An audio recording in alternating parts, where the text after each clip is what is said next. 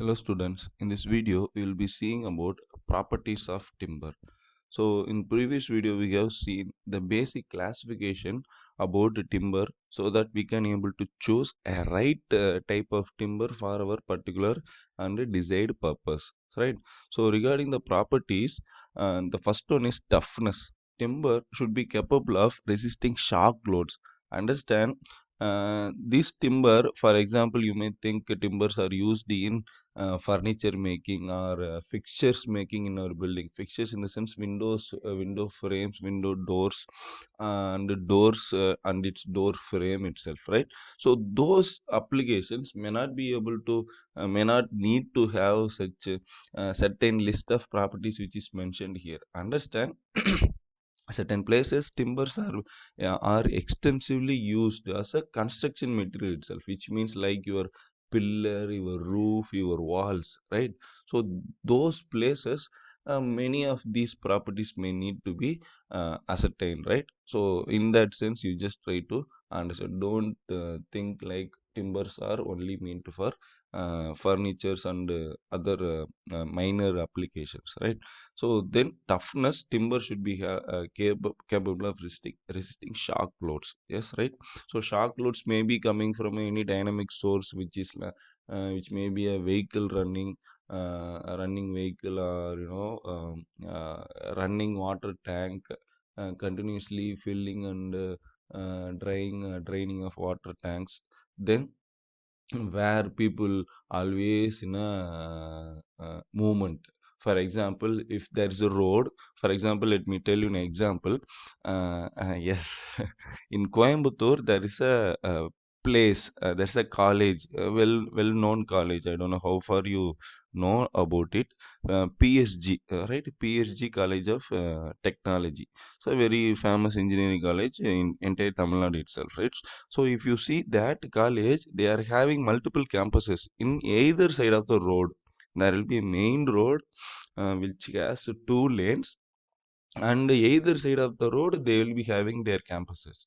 So which means one side they will be having engineering campus, and opposite side they will be having the MBA, arts, and polytechnic related campuses. So what they wanted is they need to get connected with these campus regularly on a regular basis, very frequent basis. But that is a main road. It's not even some local or some other road, so that they can easily cross it. So since it's a main road, always the traffic will be, and it was not possible to provide a divider or a zebra crossing for especially them.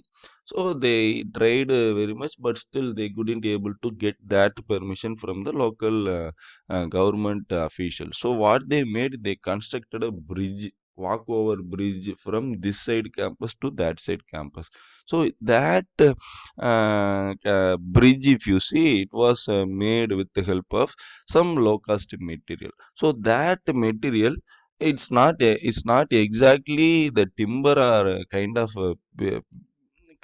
base material, but still in that kind of application, if you see, that bridge is not going to be subjected to any vehicle load, but only people movement load will be there, right?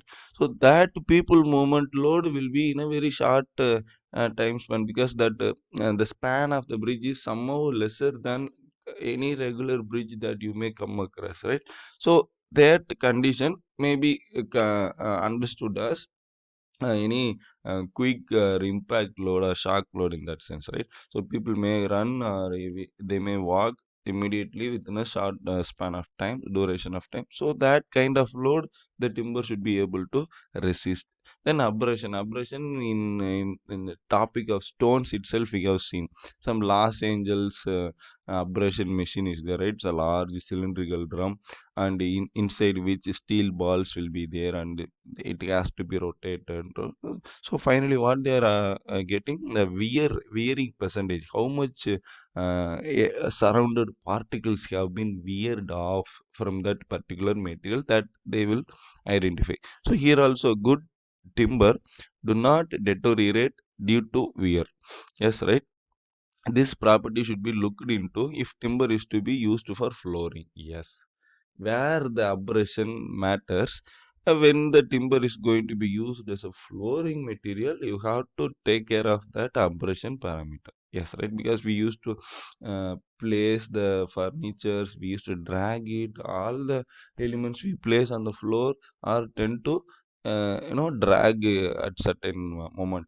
So there the abrasion or wearing characteristics is getting importance. Then strength, of course, strength in the sense crushing strength. It should have high strength in bending, shear, and direct compression, which means all sort of strength, bending strength, shear strength, and compression strength. It should have. They are telling, right? So modulus of elasticity, timber with the high modulus of elasticity are preferred in construction. So this particular point you should note down. Timber with the higher modulus of elasticity are preferred in construction, which means construction activities need certain workability. So next point we will see workability. Workability in the sense with the material, it should be able to be worked out easily. For example, simple case, I am using water, right, for mixing of concrete. So how my water should be? Water will be in a liquid format only, sir. If the water is available in the format of solid, which means the ice format, whether it will be easy for you to transport or mixing immediately and doing all that practices, is it's not that easiness, right? But fortunately we are having water in the form of liquid itself in most of the places. In extreme environment it may go in a frozen state, but still in all other places we are availing the water in liquid format. Like that, whatever other material, whether it may be a clay for brick manufacturing or cement for concrete manufacturing or concrete for any other structural component making, the workability should be there. We should be feeling ease and comfort while using that particular material during our particular construction step or process, right? So for that aspect, workability aspect, modulus of elasticity is being expected. It's not like timber will be simply a rigid component which will be placed vertical or horizontal, or based on your component construction, whether it is pillar or beam or roof or floor.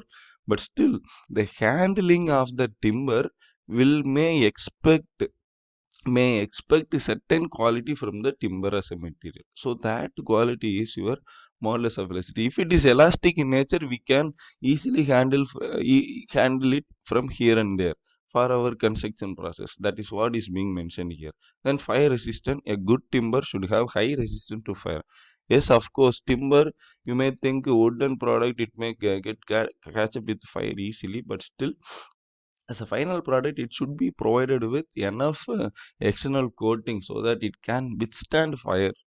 So right, understand fire resistance in the sense it's not 100 percentage fireproof. That is different. Fireproof, fire resistance in the sense what they are ultimately indicating is the component should give some escape time for the inhabitants. So that is the ultimate meaning of using the term fire resistance. If you are constructing a building with the full with the help of timber in full scale, all the components of the building is nothing but timber, but you are expecting fire resistance in the sense what it does mean.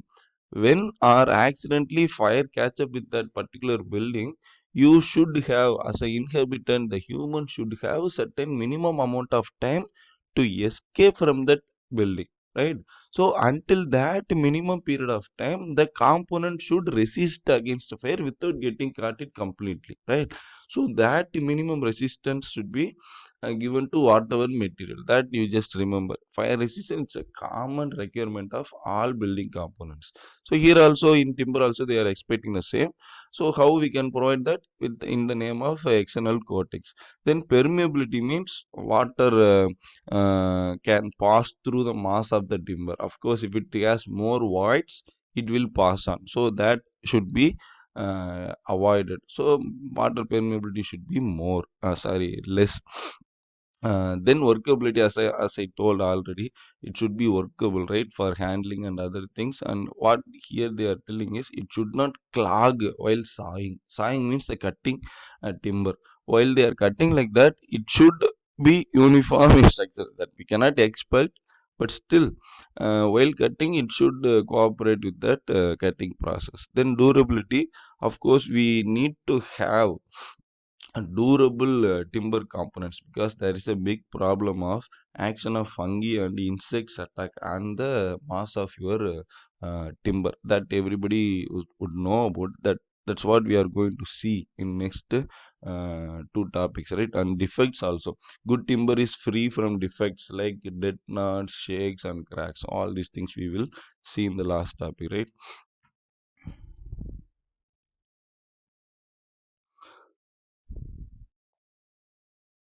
So, right.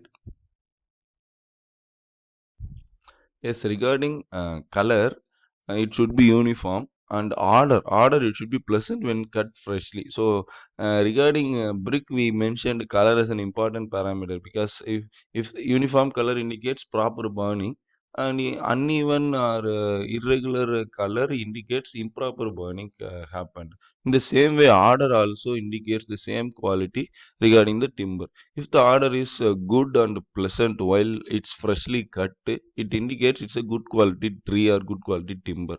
If it exhibits some unpleasant order, so we may understand that some inner mass of the timber has been destroyed or damaged already. So in that sense, we can understand the order. Then soundness, again here also the same component. A clear ringing sound should be coming when two timbers are struck with each other. That shows the inherent inner side mass quality of the timber. Then texture should be fine and even. Then grains, a good timber grain should be so closely packed. Then density, higher the density, stronger is the timber. Of course, the density regarding all the construction materials is an important quality again, right? Then hardness, timbers are strong and durable whenever it has more hardness, because it resists against the external scratching and other things. Then finally, warping. Good timber do not warp under changing environmental condition. So what's that warping we have already seen in previous topic. So this is nothing but the warping, the deviation of the structure from its axis, during various pre-seasoning and post-seasoning processes. So if any timber naturally has certain warping phenomena, it is not advisable to use them for further construction processes. And when it was cut freshly, it may look straight like this, but during further processes it may bend like this. So those warped timber should be avoided from using in loading applications, because that cannot be able to relate for durable aspect, right? Durability aspect. So that is called your do warping of timber. Good timber do not warp under changing environmental conditions.